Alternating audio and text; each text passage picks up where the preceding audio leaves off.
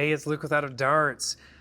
This is the Dart Zone Pro Mark III, and a few users, including Drac himself, have snapped this arm here when upgrading the pusher motor.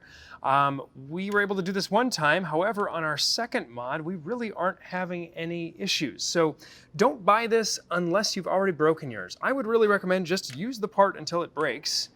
Use it up, wear it out, make it do or do without. So use that up first, and if it doesn't break, it doesn't break.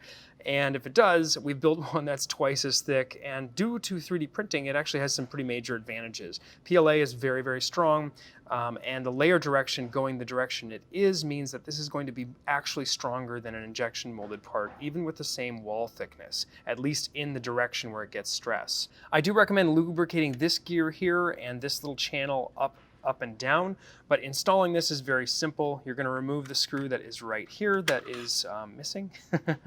You're going to pop off that guy.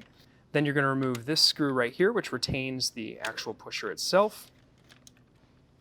You'll pull this little guy off, keep him oriented just the way he is. I like to just set it over here, and then pull the whole gear off. You should be able to sneak this out without using the without removing that actual trigger. Now you will notice that my design is slightly different than this other one, which again we could not break, but it's only because of how 3D printing works.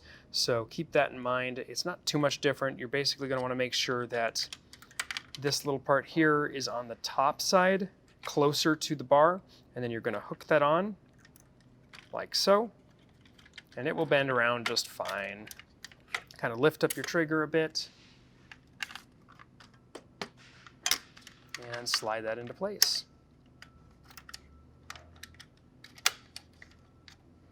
And lastly, we're going to put our cover back on, which is actually what controls whether we're in full auto or in semi-auto. And then lastly, you'll return this flange screw back into that hole. And as I mentioned, you can lubricate it right in here on those gears and this channel right here. I do not recommend lubricating any of this or anywhere else because you will attract dust and dart debris and whatnot. And as you can see, we are ready to go. Now that I've got it all put back together, I've got a 3S LiPo attached. I'm going to disengage the semi-automatic firing mechanism and rev fire just to show you a quick demo.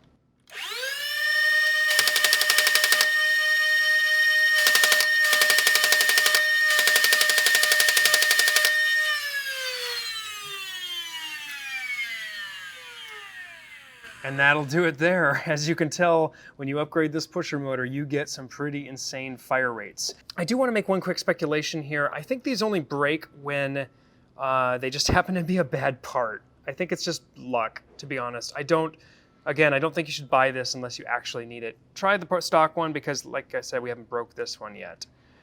So we'll see. Hope this has been helpful. Thanks for watching.